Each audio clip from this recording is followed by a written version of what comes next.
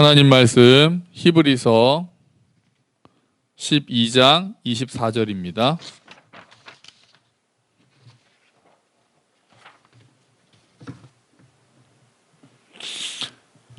히브리서 12장 24절 말씀입니다.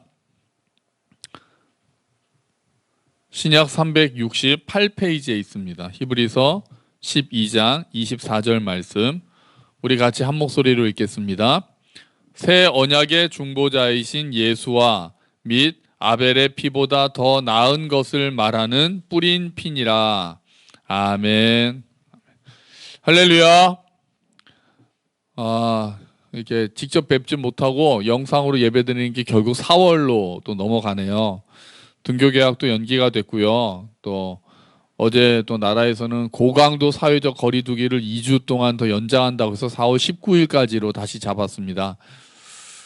그러면은 또 주일이 다음 주가 우리가 부활주일인데 참 어떻게 돼 있는 게 예배 일정을 잡기가 쉽지가 않네요. 지금 또 그 천주교에서는 서울대교구가 서울대교구죠. 그러니까 서울대교구가 미사를 무기한 연기한다고 하고 뭐 조계 정도 그 법회를 연기한다고 해서 교회는 지금 제가 이제 보니까 신앙 중계와 또 이렇게 모이는 것도 병행하는 교회들도 이제 좀 많이 생겼습니다. 물론 마스크 쓰고 뭐 발열 체크하고 2m 간격으로 떨어져 앉고 이런 것은 이제 지키면서 있는 거죠.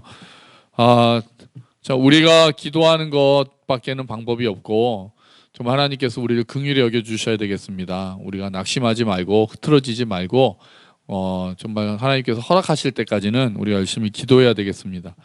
오늘은 종려주일입니다. 종려주일은 예수님께서 십자가를 지기 위해서 나귀를 타고 예루살렘으로 들어가신 날이죠. 그래서 사람들은 예수님을 메시아라고 부르면서 호산나라고 부르면서 환호합니다. 호산나가 뜻이 뭡니까? 주여 우리를 구원하소서. 맞아. 크게 해도 돼. 주여 우리를 구원하소서. 그렇게 환호하면서 막 사람들이 열광했었죠. 열광했었는데 사람들의 마음이라는 게 정말 이상할 정도로 돌변해서 한 5일쯤 지나고 나니까 예수를 십자가에 못 박으소서라고 소리 지른 사람들이 또 바로 그 무리들이기도 합니다. 내일부터는 고난주간이에요. 내일 월요일부터 토요일까지는 고난주간이고요. 물론 기독교의 핵심이 십자가이기 때문에 우리가 늘 십자가를 묵상해야 되지만 고난주간에는 더욱더 우리가 예수님의 고난과 죽음을 묵상하죠. 그래서 오늘도 예수님의 피에 대해서 생각해 보는 시간을 가지려고 합니다. 자, 오늘 본문을 보니까요. 예수님을 뭐라고 표현을 하고 있습니까? 뭐라고 표현하고 있어요? 24절. 현우야. 그냥 중보가 아니고 새 언약의 중보다 이렇게 부르고 있어요.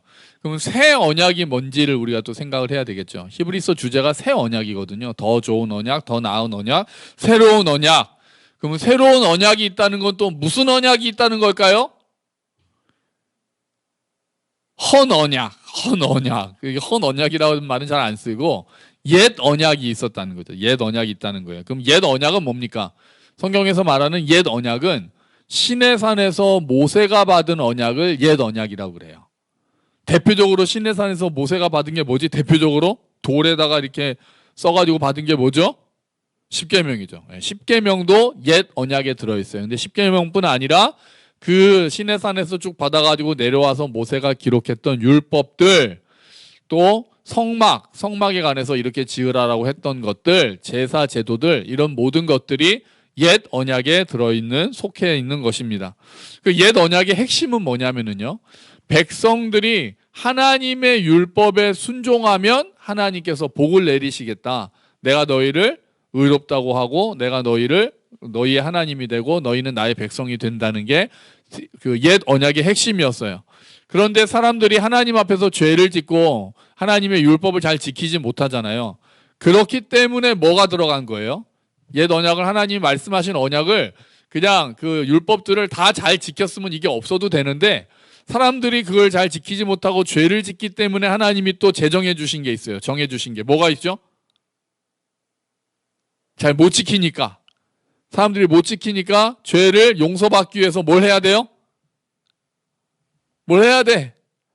제사를 해야 돼. 제사를. 그래서 제사 제도는 옛 언약의 안에서 사람들이 하나님께서 주신 거룩한 율법을 잘 지키지 못했기 때문에 하나님께서 또한 다른 길, 새롭게 용서받을 수 있는 길을 내놓으신 게 제사란 말이에요.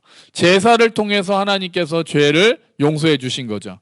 죄 지은 사람을 대신해서 짐승을 죽이고 제사장이 그 피를 뿌림으로써 하나님과의 관계가 회복되었다는 거예요. 여기서 제사장들이 중보자의 역할을 합니다.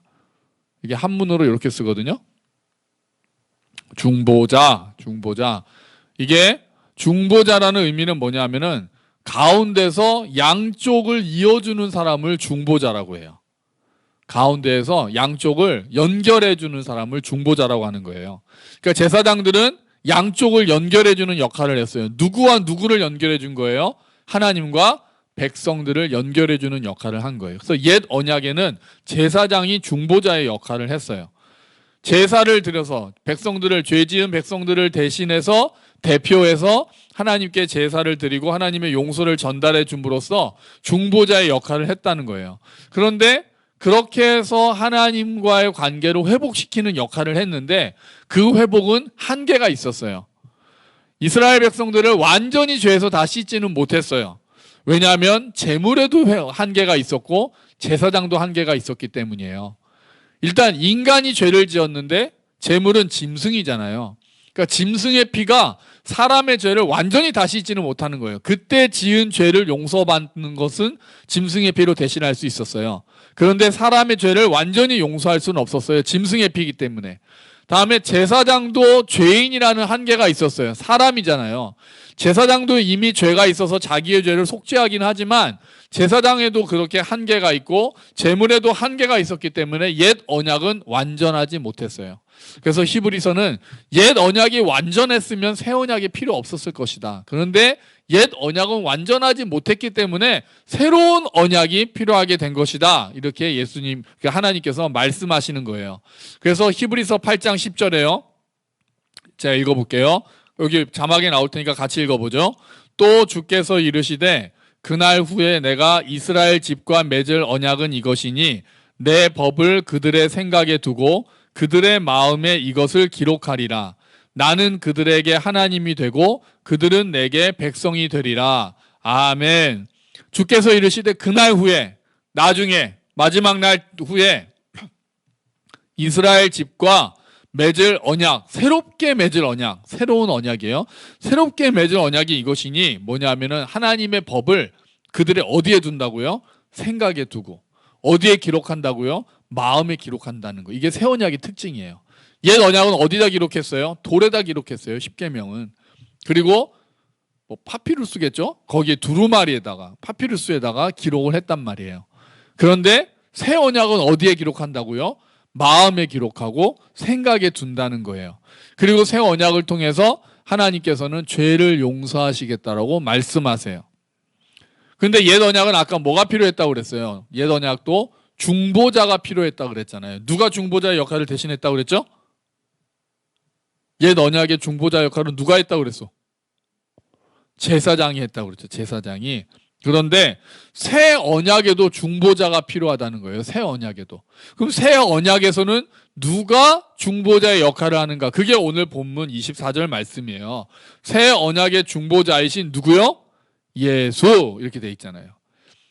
옛 언약은 제사장이 제사를 드림으로 중보자의 역할을 했는데 새 언약은 제사장으로서는 되지 않고 예수 그리스도께서 중보자의 역할을 하셨다는 거예요.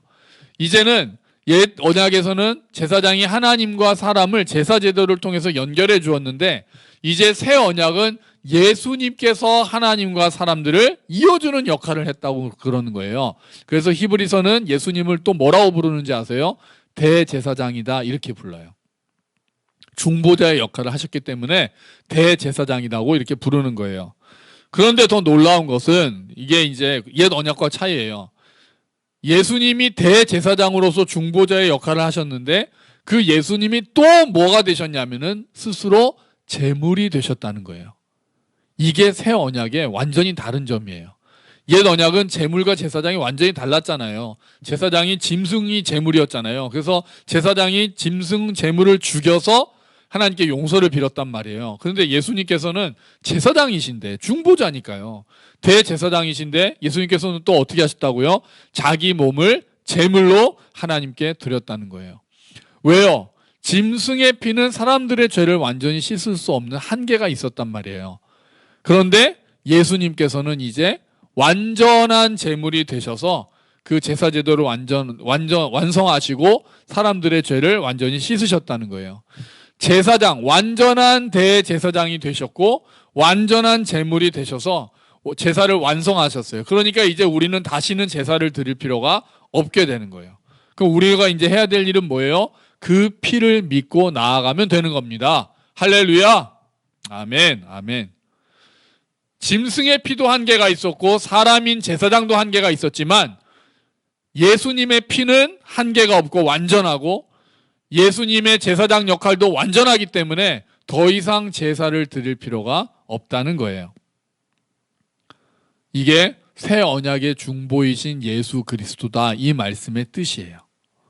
그런데 오늘 보니까 그 다음에 또 24절 뒷부분에 뭐라고 말해요? 아벨의 피보다 더 나은 것을 말하는 뿌린 피다, 이렇게 얘기해요. 이게 누구의 피예요? 아벨의 피보다 더 나은 것을 말하는 뿌린 피는 누구의 피예요? 누구의 피게요? 예수님의 피예요. 예수님의 피. 예수님께서 십자가에서 흘리신 피예요. 그 피가 뭔가를 지금 말하고 있다는 거예요. 그분의 피는 그분의 죽음을 의미해요. 그러니까 그분의 십자가 죽음에는 뭔가 메시지가 있다는 거예요.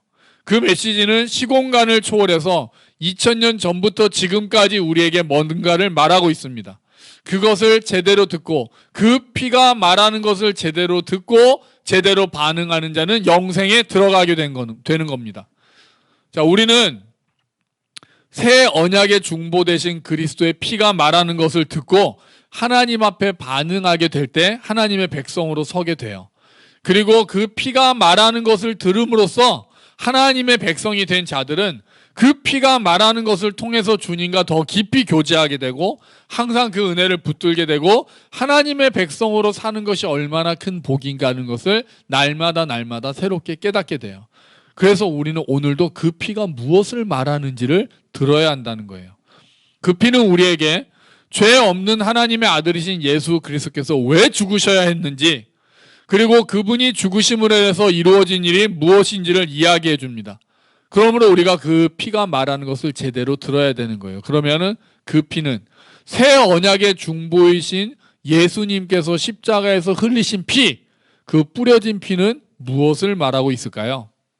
먼저 첫 번째, 그 피는 한 사람에게 있어서 영혼이 소중하다 하는 것을 말하고 있어요. 예수님께서는 우리의 영혼을 구원하기 위해서 피를 흘리셨다는 거죠. 물론 이것은 몸이 중요하지 않다 이런 의미는 아니에요. 몸도 중요합니다. 하나님께서 우리에게 주셨잖아요. 이 몸은 소중하죠. 우리가 몸을 잘 관리하고 우리 몸으로 하나님께, 몸으로 너희의 몸으로 거룩한 산 제사를 드려야 되고 우리의 몸으로 하나님께 영광을 돌려야 되는 게 맞아요. 하지만 굳이 우리가 분리해서 얘기한다면 우리의 영혼이 더 소중해요. 눈에 보이지 않는 영혼이 눈에 보이는 육체보다 더 중요해요. 영혼이 우리 존재의 본질이라고 말할 수 있어요. 죽으면 우리의 몸은 소멸해요. 물론 마지막 날 예수님께서 다시 오시는 날 몸도 부활해서 영혼과 합쳐지겠지만 그 전에 우리가 죽으면 우리의 몸은 일단 흙으로 돌아가요. 하지만 우리의 영혼은 영원과 함께 있는 거예요. 예수님과 함께 거할 수도 있고 영벌에 빠져 있을 수도 있다는 거죠. 그래서 예수님께서는 누가복음 19장 10절에서 뭐라고 말씀하셨냐면 인자가 온 것은 잃어버린 자를 찾아 구원하려 함이니라, 이렇게 말씀하셨어요. 여기서 잃어버린 자라는 거는 죄 아래에 있는 인간의 영혼을 말하는 거예요. 겉으로 아무리 건강하고 아무리 잘 나간다 할지라도 하나님을 알지 못하면 어떤 사람이 된다는 거예요? 잃어버린 자가 된다는 거예요. 영적인 생명을 잃어버리고 사망의 권세 아래 있다는 거예요. 그게 잃어버린 자예요. 그런 자를 찾아서 구원하시려고 예수님께서 이 땅에 오셨고 십자가에서 피를 흘리셨다는 거죠. 이게 구원의 본질이에요. 우리의 영혼을 구원하는 거예요. 그러니까 이 땅에서 예수 믿고 건강하게 잘 살고 잘 먹고 잘 사는 게 우선이 아니에요. 이것도 중요해요. 잘 먹고 잘 사는 것도 당연히 중요해요. 하지만 이게 최우선은 아니에요. 우리가 더 도덕적인 사람이 되는 거 중요합니까? 안 중요합니까? 중요할까요? 안 중요할까요? 중요하죠. 하지만 이게 가장 중요한 건 아니에요. 물론 이것들도 다 하나님의 구원하심에 포함되어 있지만 구원의 본질, 근본적으로 가장 중요한 것은 우리의 영혼이 구원받는 거예요. 하나님의 자녀가 되는 거예요. 영원히 하나님과 함께 거하는 것, 이게 가장 중요한 거예요. 그래서 예수님께서 십자가에서 이렇게 달려서 돌아가실 때 옆에 있는 강도한테 뭐라고 말씀하세요? 내가 오늘 나와 함께 낙원에 있으리라. 이렇게 말씀하실 때 강도의 육체를 말씀하신 걸까요? 아니죠. 강도의 육체는요, 썩죠. 죽어서. 강도는 그날 죽는 거잖아요. 그러니까 오늘 네가 나와 함께 낙원에 있을 거다라는 거는 강도의 영혼을 말씀하시는 거잖아요. 그죠? 영혼이 중요한 거예요. 그러니까 그렇게 돼서 강도가 구원을 받은 거예요. 그 영혼이 그날 예수님의 영혼과 함께 낙원에 거하게 되는 거예요. 그래서 강도의 육체는 소멸하겠지만, 썩어서 흙으로 돌아가겠지만 그 강도의 영혼은 구원받았다는 거죠. 예수님도 마지막에 뭐라고 말씀하시고 돌아가셨어요? 아버지여, 내 영혼을 아버지의 손에 부탁하나이다. 이렇게 말씀하시고 돌아가셨어요. 육체는 그 생명을 잃지만 영혼은 아버지 영원하기 때문에 아버지 손에 부탁하셨다는 거예요. 그러니까 예수님께서 십자가에서 흘리신 피는 우리에게 이렇게 말하고 있는 거예요. 너희는 너희 영혼이 얼마나 소중하다는 것을 알고 있느냐? 이렇게 말하고 있는 거예요. 너희 영혼에 대해서 생각해 본 적이 있느냐? 너희 영혼의 건강을 위해서 힘쓰고 있느냐? 예수님께서 흘리신 피는 우리에게 이렇게 말하고 있는 거예요. 여러분, 하나님께서 보시기에 우리의 영혼이 정말 중요하다는 것을 잊지 말도록 합시다. 우리의 영혼을 위해서 예수님께서 십자가에서 피를 흘리셨다는 것을 잊지 말도록 합시다. 우리의 영혼은 그만큼 소중한 거예요. 예수님께서 십자가에서 피를 흘리실 정도로 우리의 영혼이 소중한 거예요. 그래서 우리가 영혼을 돌아봐야 돼요. 다른 사람을 볼 때도 이제 우리가 그들의 영혼을 불쌍히 여기고 겉으로 보는 것만 보고 저 사람 뭐 좋겠네 부러워할 게 아니라 그들의 영혼이 어디를 향해서 가고 있는지 그것을 보면서 우리는 때로는 그 사람을 불쌍히 여겨야 되고 그가 겉으로는 육체적으로나 환경적으로 좀 어렵게 있더라도 그의 영혼이 하나님과 함께 거하고 있는 것으로 우리는 또한 기뻐하고 축하하고 또 이렇게 존중하고 그렇게 해야 된다는 거예요.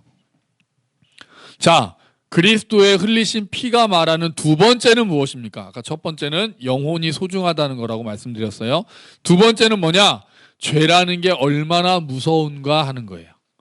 죄의 실체에 대해서 십자가에서 흘리신 피는 말씀하고 있어요. 요즘 사람들은 죄에 대해서 이야기하는 것을 싫어합니다. 죄인이라는 말을 듣는 것을 싫어해요. 당연하죠. 그거 듣는 사람은 뭐가 좋겠어요. 그죠? 죄인이라는 말 듣는 게 뭐가 좋겠어요. 그래서 교회에서도 죄에 대해서 얘기하는 것을 별로 좋아하지 않습니다. 더 나은 삶을 이야기하기를 원하고 더 나아가서는 복에 대해서만 이야기하기를 원하죠. 하지만 그럴 수는 없죠. 복음의 핵심에는 죄 문제가 놓여 있어요. 예수님께서 이 땅에 오신 거는요, 우리로 하여금 도덕적인 삶을 살라고 오신 게 아니에요. 뭔가를 가르쳐 주시기 위해서 어떤 지혜로운 통찰을 알려주시기 위해서 오신 것도 아니에요. 위대한 것들을 말씀하시기 위해서 오신 것도 아니라고요. 물론 그것도 오신 이유 중에 하나지만 그게 중요한 건 아니었어요. 예수님께서 오신 것은 죄 문제를 해결하기 위해서 오셨어요. 죄 문제를 해결하기 위해서. 죄가 뭔지를 깨닫고 내가 죄인이라는 사실을 깨닫고 돌이켜야만 우리가 그 다음부터 도덕을 이야기할 수 있고 윤리를 이야기할 수 있고 복을 이야기할 수 있는 거예요. 복음을 이야기하기 전에 죄의 소식이라는 나쁜 뉴스를 우리가 먼저 만나야 된다는 거예요. 죄의 본질이 무엇입니까? 죄의 본질은 하나님에 대한 반역이에요. 하나님을 무시하고 자신이 하나님이 되어서 사는 거예요. 이런 죄로 인해서 하나님과의 관계가 깨어졌어요. 그리고 이 땅에 사망이 들어왔습니다. 죄는 또 인간들을 종으로 삼습니다. 주인 노릇을 합니다. 그래서 모든 사람은 죄의 종이라고 그래요. 예수님께서 너희가 진리를 알지니 진리가 너희를 자유케 하리라 말씀하셨더니 우리는 종이 아닌데 우리는 원래 자유로운데? 이렇게 유대인들이 얘기하죠. 그랬더니 예수님께서 죄를 범하는 자는 다 죄의 종이야 이렇게 말씀하시거든요. 근데 우린 다 죄를 범하잖아요. 그러니까 우리는 다 죄의 종이라는 거예요. 아담이 죄를 범한 이후에 모든 사람은 죄의 종노릇을 하면서 살고 있다는 거예요. 그런데 더 무서운 것은 그 죄에는 형벌이 있고 심판이 있다는 거예요. 하나님은 죄를 미워하세요. 하나님은 거룩하시고 의로우신 분이기 때문에 죄를 싫어하시고 미워하시고 죄에 대해서 진노하세요. 예수님의 피는 그것을 말하고 있는 거예요. 죄가 얼마나 무섭고 하나님께서 죄를 얼마나 싫어하시는지 예수님의 피가 그것을 말하고 있어요. 예수님이 왜 십자가에서 피를 흘리셔야 했어요? 예수님은 하나님의 아들이시잖아요. 아무런 죄가 없으신 분이잖아요. 근데 왜 예수님은 십자가에서 피를 흘리셔야 됐어요? 왜냐하면 하나님께서 죄를 미워하시기 때문이었어요. 그리고 예수님께서 우리들의 죄를 다 짊어지셨기 때문에 하나님께서 그 죄의 진노를 다 부으신 거예요. 죄는 하나님께서 보시기에 가벼운 게 아니었던 거예요. 그냥 쉽게 용서하면 되지 뭐 이랬던 게 아니었던 거예요. 이상하지 않아요? 천지를 창조하실 때는 하나님은 말씀으로 창조하셨어요. 그죠? 빛이 있으라 하시니까 그냥 빛이 나왔어요. 물론 사람을 만들 때는 흙으로 형상을 빚으셨지만 말씀만으로 모든 것들을 창조하셨다는 거예요. 그런데 용서하실 때는 죄에 대해서 내가 그냥 용서할게 이렇게 말씀하실 수가 없었어요. 그렇게 해서 그 문제가 해결되는 게 아니었어요. 하나님의 어떤 속성이 있기 때문이었어요? 공의라는 속성이 있기 때문이었어요. 하나님의 공의는 죄를 그냥 없던 것으로 치고 넘어갈 수는 없었어요. 죄의 심판을 무시할 수 없었어요. 반드시 히브리서 9장 22절에 이렇게 말해요. 율법은 거의 모든 것이 피로써 깨끗해지며 피 흘림이 없으면 죄의 용서도 없다고 말합니다. 아멘. 뭐가 없으면요? 피 흘림이 없으면 용서가 없다는 거예요. 하나님께서 죄를 용서하시기 위해서는 반드시 피를 흘리는 것이 필요했다는 거예요. 그래서 제사제도, 아까 옛 언약에서도 제사제도를 만드셔서 짐승의 피를 흘림으로써 죄를 용서하셨고, 새 언약에서는 이제 다시는 제사를 드리지 않기 위해서 예수님의 피를 흘리심으로써 용서하시게 된 거였다는 거예요. 그래서 죄 없는 하나님의 아들이신 예수님께서 우리의 죄를 짊어지고 피를 흘리신 거예요. 예수님께서는 하나님께 버림받으셨어요. 빛이신 분께서 어둠을 경험하셨어요. 생명이신 분께서 죽음을 경험하셨어요. 그만큼 죄는 강력하고 그만큼 죄는 무서운 거예요. 십자가 죽음은 죄가 얼마나 나쁜 것인지를 단적으로 보여주는 거예요. 그 피는 우리한테 이렇게 말하는 거예요. 죄는 이렇게 나쁜 거다. 죄는 이렇게 무서운 거다. 죄는 하나님이 이렇게 미워하시는 거다. 십자가에서 흘리신 피는 우리에게 그것을 말하고 있는 거예요. 그렇기 때문에 우리는 죄에 대해서 가볍게 생각하면 안 돼요. 십자가에서 죽으신 예수님을 보며 죄라는 것이 얼마나 무서운가를 생각해야 돼요. 그래서 참된 그리스도인은 예수님을 주와 구세주로 믿는, 예수님이 흘리신 피를 믿고 예수님을 주와 구세주로 받아들인 사람들은 죄를 싫어하고 죄를 미워하기 시작해요. 물론 때로는 아직도 여전히 죄를 짓기도 해요. 죄를 즐기는 마음이 있기도 해요. 하지만 그렇게 해서 넘어지기도 해요. 하지만 다시 일어나서 죄와 싸우는 거예요. 그 죄가, 나의 이 죄가 예수님을 십자가에 못 박게 했고 예수님의 피를 흘리게 했다는 것을 우리가 깊이 묵상하고 깨달으면 깨달을수록 우리가 죄로부터 멀어지고 죄를 미워하게 된다는 거예요. 이렇게 십자가에서 예수님이 흘리신 피는 죄가 얼마나 무서운 것인지, 하나님이 죄를 얼마나 싫어하시는지를 말하고 있어요. 세 번째로, 마지막으로 그리스도의 흘리신 피가 말하는 것은 하나님의 은혜와 사랑이 무한히 크다는 거예요. 하나님께서는 우리를 살리시려고 자기의 아들을 십자가에 세우시고 우리가 당해야 되는 형벌을 대신 받게 하셨어요. 우리가 받아야 할 진노를 대신 받게 하셨어요. 로마서 5장 8절에서 바울은 이렇게 이야기합니다. 우리가 아직 죄인 되었을 때에 그리스도께서 우리를 위하여 죽으심으로 하나님께서 우리에 대한 사랑을 확증하셨느니라 라고 말씀하고 있어요. 뭘 확증하셨다고요? 사랑. 이것이 그리스도의 십자가가 궁극적으로 우리에게 말해주는 거예요.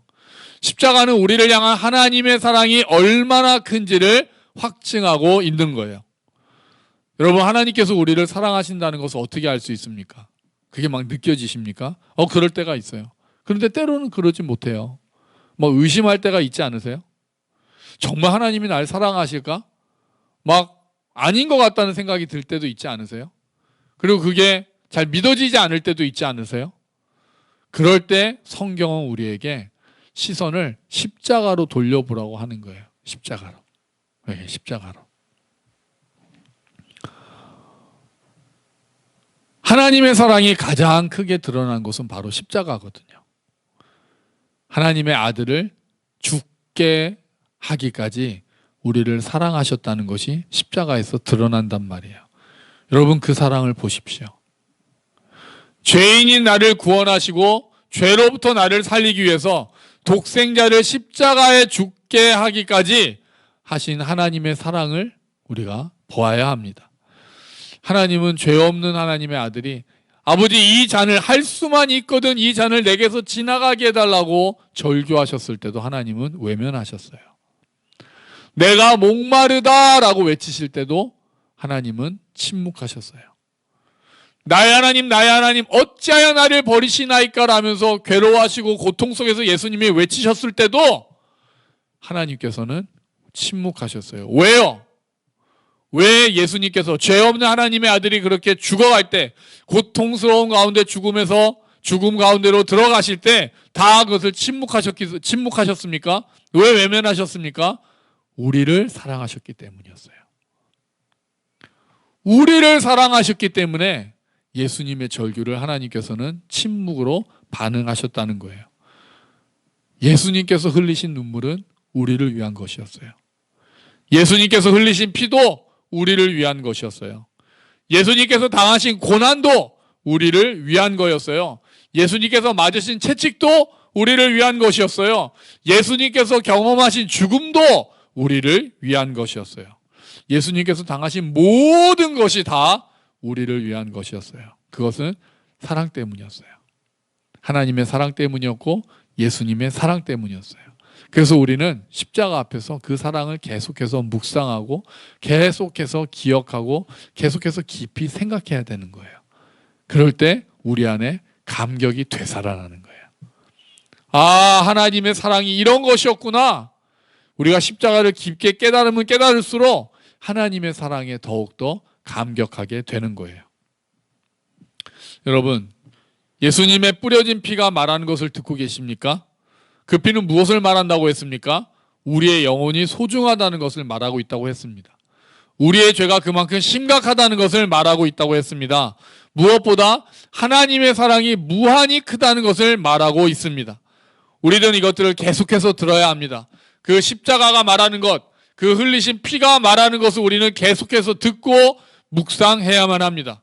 거룩하신 하나님의 아들이 죄밖에 모르고 죄 가운데 살고 죄로 말미암아 형벌을 받아 마땅한 우리들을 위해 십자가에서 피를 흘리셨습니다. 그렇게 하나님의 사랑을 보여주셨습니다. 예수님의 사랑을 보여주셨습니다. 예수님께서 흘리신 피는 하나님의 사랑을 강력하게 오늘도 우리에게 외치고 있는 겁니다. 그 피가 증언하는 하나님의 사랑은 변함이 없습니다. 끝도 없습니다. 다함도 없습니다. 한계가 없습니다. 여러분, 우리 모두 예수님의 흘리신 피가 말하는 것을 신앙의 기본으로 삼고 넘어질 때마다 그리로 돌아오게 되기를 주의 이름으로 축원합니다. 그 사랑의 힘으로 다시 일어서기를 축원합니다. 고난주간, 내일부터 고난주간입니다. 예수님의 피가 무엇을 말하는지 우리가 한 주 동안 십자가 앞에서 그 피가 말하는 것을 다시 한번 기억하고 깊이 묵상하는 한 주가 되시기를 주의 이름으로 축원합니다. 아멘. 같이 기도하죠. 하나님 아버지, 감사합니다. 주님, 예수님께서 흘리신 그 피가 오늘도 우리에게 말합니다. 우리의 영혼이 소중하다고 말합니다. 그만큼 우리의 죄가 심각하다고 말합니다. 하지만 그것보다 하나님의 사랑이 무한히 크시다고 말하고 있습니다. 주님, 그 피가 말하는 것을 우리가 들을 수 있는 귀를 주시고 우리의 마음과 영혼을 열어주셔서 그 음성을 들을 수 있도록 주님 도와주십시오. 특히 하나님의 사랑을 더 많이 생각하고 깊게 묵상하여 그 사랑에 감격하는 삶을 살 수 있도록 주님 도와주시옵소서. 감사합니다. 주님, 이 모든 말씀 예수 그리스도의 이름으로 기도합니다. 아멘. 우리 찬양 하겠습니다.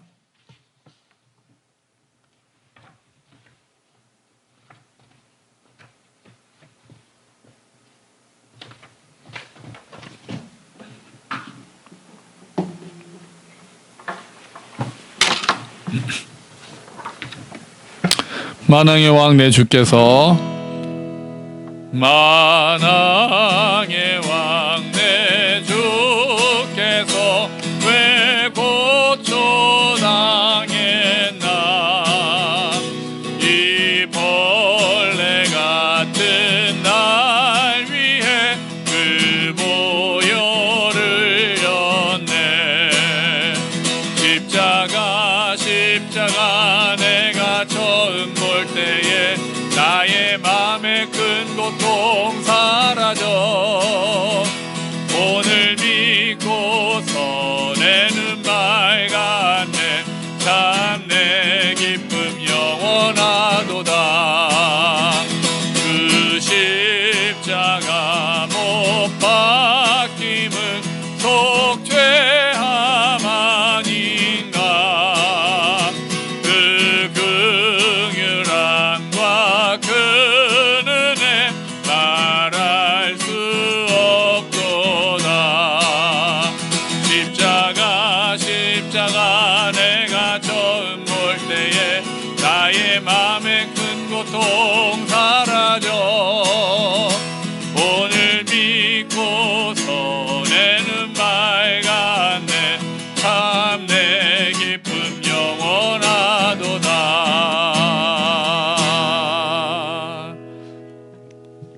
하나님, 십자가 그것을 믿고 우리의 눈이 밝았습니다. 우리가 그 십자가를 더욱더 묵상하는 시간들이 될 수 있도록 도와주십시오. 우리가 소유의 일부를 아버지께 돌려드립니다. 하나님, 모든 것이 아버지의 것입니다. 우리 안에 어려운 상황이지만 감사함이 또 끊이지 않고 넘칠 수 있도록 도와주시고 하나님의 주신 힘으로 일어설 수 있도록 주님 은혜를 베풀어 주시며 또 바치는 손길 위에 그 가정 위에 주님께서 위로하시고 격려하시고 큰 복으로 은혜를 베풀어 주시고 감사 제목들이 많아질 수 있도록 주님 도와주시옵소서. 이제는 우리 주 예수 그리스도의 은혜와 아버지의 크신 사랑과 성령 하나님의 함께 하심이 예수 그리스도께서 흘리신 피가 말하는 것을 듣고 우리의 영혼이 소중하다는 것, 우리의 죄가 정말 심각했다는 것, 무엇보다 하나님의 사랑이 정말 무한히 크시다는 것을 듣고 그 사랑에 감격하며 오늘 하루 십자가를 더 묵상하며 살기를 원하고 결단하는 우리 모든 믿음의 식구들 머리 위에, 가정 위에, 그리고 교회 위에, 이 땅 위에 지금부터 영원까지 함께 하시기를 간절히 축원하옵나이다. 아멘.